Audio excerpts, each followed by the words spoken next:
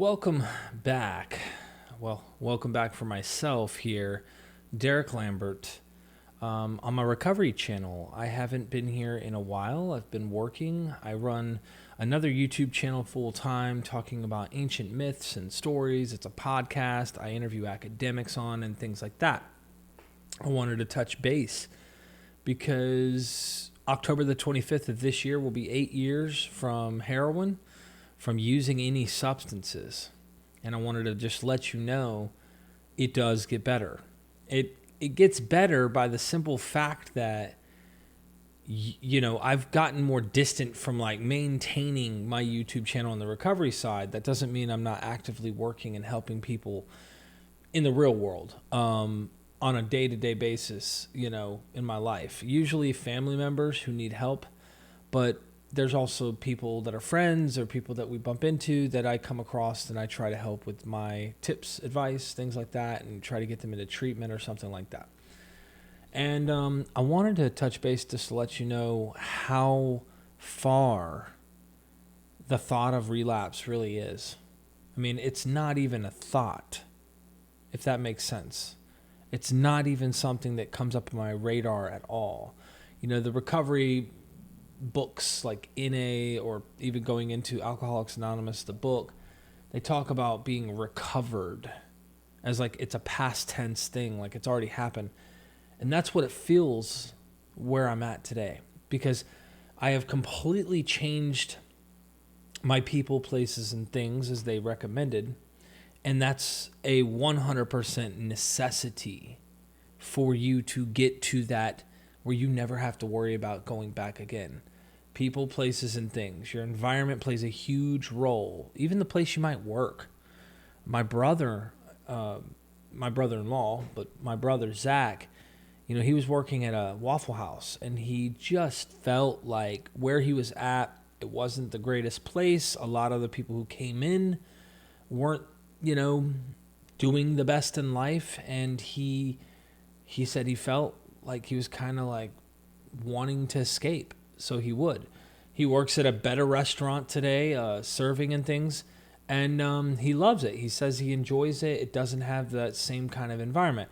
Places, I mean, where you go, if you're going to be around people who drink, you're an alcoholic, and you're there all the time. I had one guy at the beginning of my recovery, I went into a meeting and I said, well, I was making money. At the time I was doing heroin, and the heroin costs a certain amount of money. And before I did heroin, I was on oxymorphone, Opanas. And I had this connection with this guy. I could get the Opanas too, because I could buy the Opanas cheaper, sell them to this guy for more, and make a large, like double my money, and then go and get my heroin. Well, when I quit doing heroin, I still thought, hey, I don't have a job. I had no money really coming in at the time.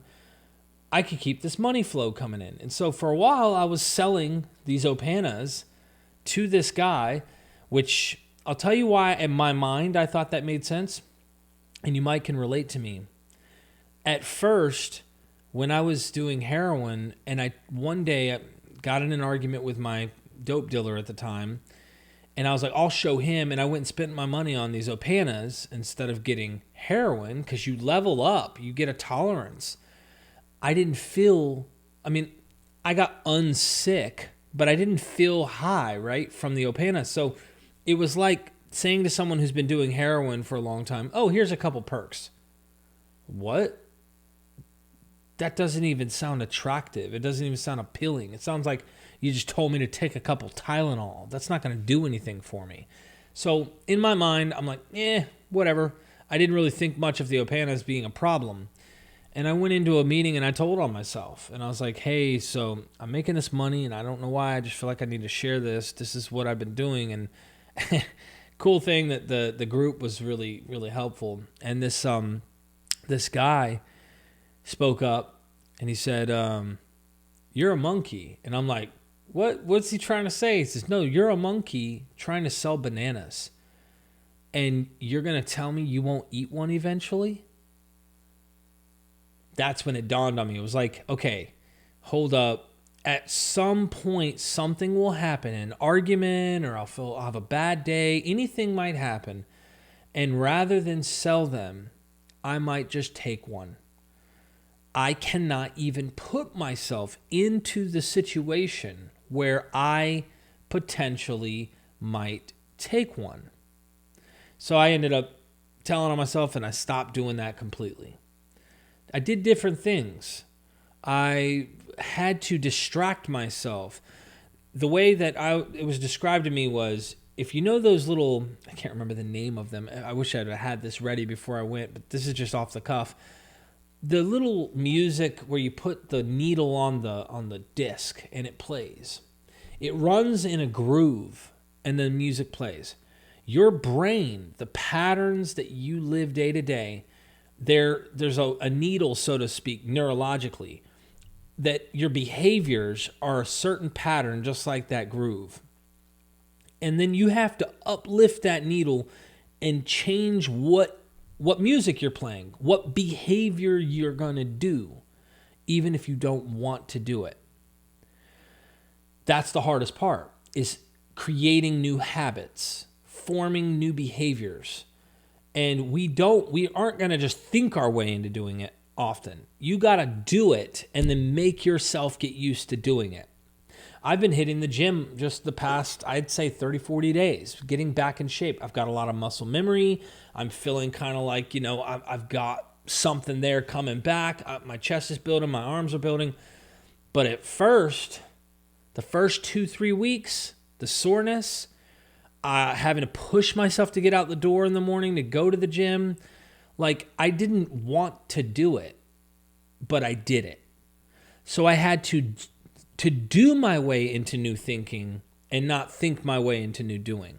It's a difficult thing to do, but if you commit no matter what and just do it, that's the hard part. And I think that's why most people in the kind of addictions that we see from alcohol, meth, heroin, coke, doesn't matter. Usually these are mental addictions that they've gotten. There's all sorts of stuff that goes with it too. Usually they relapse because the kind of commitment that it requires. I mean, I've done this channel, almost 8 years. I was 5 days off heroin recording myself. And I've talked to hundreds, probably thousands of people on messages, on emails, on Facebook, on messages or the comment section, you name it, on the phone. And I would get people, they'd be inspired by what I said in my videos, because what I'm saying is straight up the facts of what I did and how I did it and things like that on my channel. So if you ever want to know what that is, just watch Derek Lambert, the Recovery Channel, and you'll get a gist of what it requires. And they say, oh, I want it. I want it. And I believe them. I believe them, because this is the funny thing about addiction. At the moment they're talking to me, they're probably high or feeling some type of drug. They're wanting mentally. They want it in their head. When it goes to the action of doing it, that's when the rubber hits the road, and it's painful and it's hard. And are they going to commit? Most people don't commit and keep it. And there's so many other factors that play into this. This is why I'd say a professional. If I were someone if I went back out there, I would go to a professional to try and actually get real help. See a counselor, see a professional, medical professional. Are there medications that I should probably take if I'm taking something that can kill me? Fentanyl's out there. So yeah, it's killing people. I'd rather people risk doing something else that is habit, forming, than to do the fentanyl that is on the streets. You at least have tomorrow on the habit-forming other substances, at least, most likely, rather than fentanyl, which you don't have tomorrow with fentanyl. I mean, you're aiming at death at that point. So what I did early on was physically rewire my brain. I lifted the needle, I put it on a new track, and I'm playing that song. I had to get away from the people, places, and things, and I got a good job that was a physical one. It was very labor intensive. So I guarantee you there's a lot of good physical labor that I did that helped me to get clean and to get on the right track. I imagine that helps. So some people like to go to the gym Because if you don't have a physical job, that would be a great way to exercise. Me and my wife, Ryan, we walk 2.5 miles every day. Just about. Some days we miss, but that's after going for like 35 days in a row. We went 2.5 miles. Now we hit it and we try to go every day unless we have other business that's in the way. I'm telling myself, right? Because I've relapsed before when I had 2 years. But I relapsed to a different substance thinking, oh, I don't have a problem. I just avoid mind-altering chemicals as much as I can for me. And I say mind-altering as in like if I drink it or if I eat it or if I put it in my body and I feel like I'm going to need it again or it's so intense that it changes me on another level. Like coffee, I don't feel that way at all. I can drink coffee. I can only drink so much because I messed myself up on Adderall many years ago. But I can have coffee. Cool. I don't even drink coffee every day. I probably have a cup when I do, and I don't even drink a whole coffee mug cup. I drink about half to 3/4. I'm good. Because my tolerance is not high, that half a cup of coffee to 3/4 puts me on the moon. I am rolling. Let's get this party started. But I don't need it. I don't even feel like there's any repercussions other than dehydration, but I drink lots of water when I do it. You see what I'm saying? Like I have to be the owner of what I am and who I am. And there's nothing better to me today than having control over me. I didn't have control. I was just telling a couple professor friends of mine that are here and we're recording in my studio about a crazy trip I had on mushrooms one night, and we're thinking we were cool in high school, was smoking this big old cigar of hydroponic and swallowed a handful of mushrooms and really did some stupid stuff that night. I had no control over my mind. Nothing scarier than that. Or, even when it wasn't hallucinogenics, which like you really make you trip, like especially when I was on heroin or opioids, and the sickness and the pain. I don't wish that on my enemies. And I have enemies. I don't wish that on my enemies. Because I know that that's hell on earth. Me telling you almost 8 years, clean, sober, I'm only doing better for myself every day. I'm trying to be the better man, the better person that I can, better than I was the day before. My competitor is me. I don't try to compete with others. I try to keep me being a better me. And I'm happy. I'm actually happy. There is no extreme highs.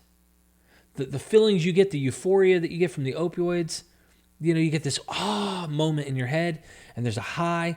Yeah, you don't get that naturally. That's okay.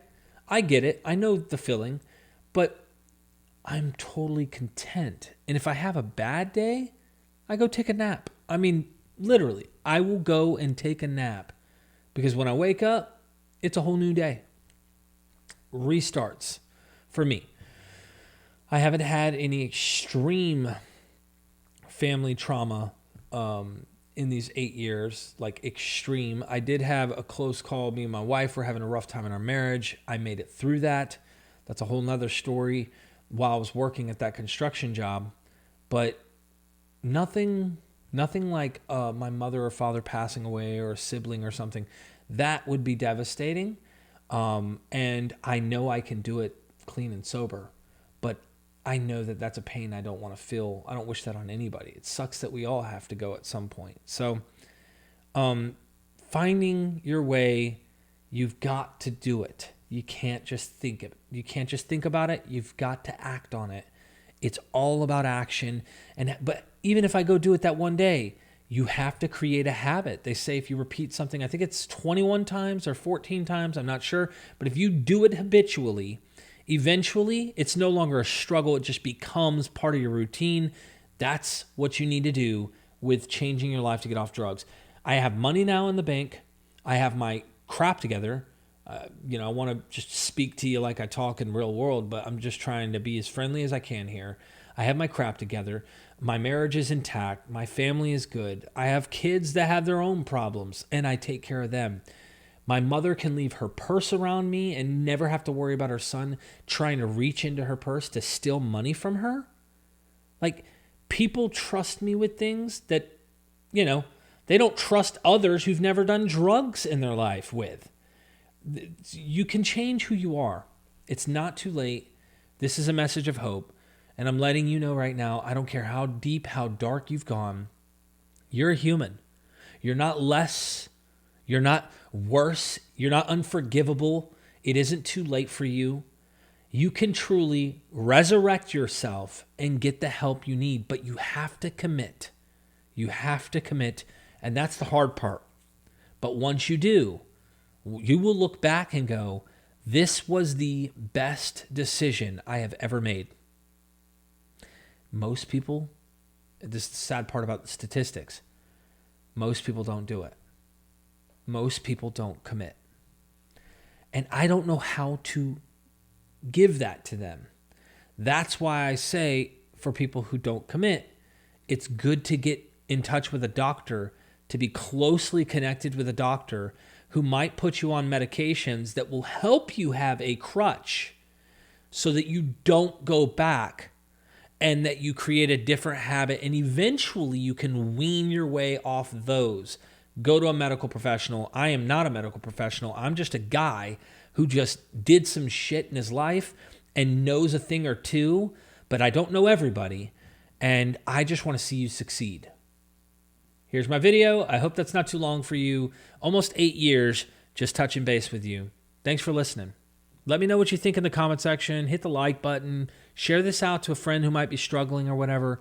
And don't give up. Don't give up on your loved ones who are struggling either. Trust me, we're not bad people. We're just sick.